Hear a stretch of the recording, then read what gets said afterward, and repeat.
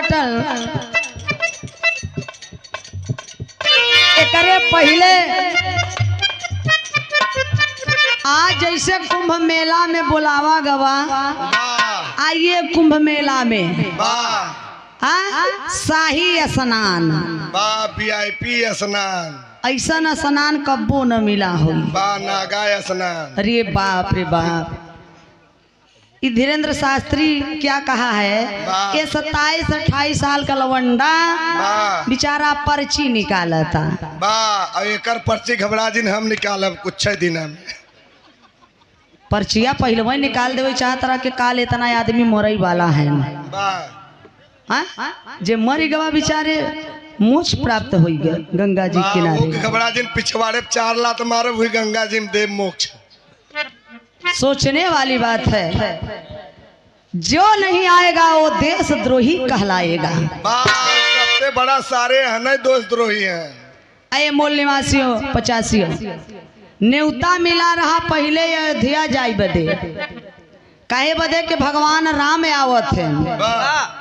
अच्छा सोचा कि इतना दिन भगवान राम कहाँ रहे ने बात तो के पता ही नहीं चला अपने बहनी औरे गारन खिचड़ी लेके तब प्रधानमंत्री अंगूरी पकड़ के लिया जबरी जबरी लिया तब अयोध्या में चला गए हार गए ससुरे।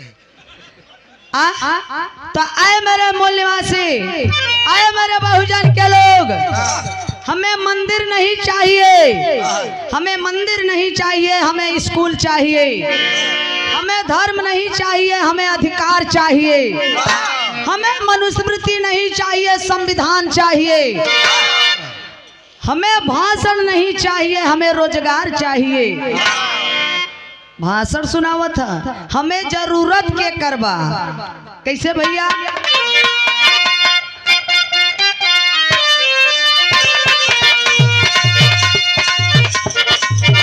भीमा आएंगे आएंगे भीमा आएंगे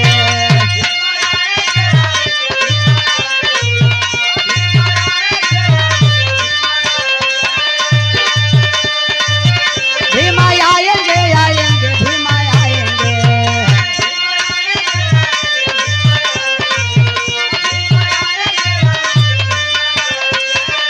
मेरे झोपड़ी के भाग बजग जाएंगे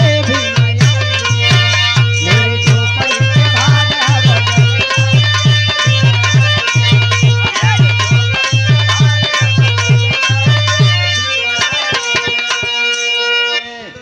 भीम आएंगे। हमें संविधान की जरूरत है हमें अपने बाबा की जरूरत है इन भगवान राम और ससुर हरे थोड़ो कुछ दी है की जरूरत है क्योंकि जिस भीम आएंगे तो खुशियां मनाएंगे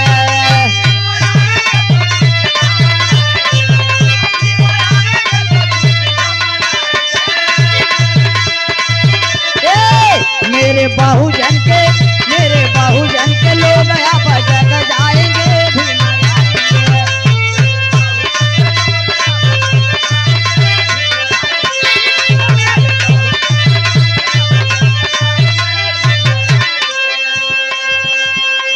लेकिन बहुत उसके लिए कहनाम है क्या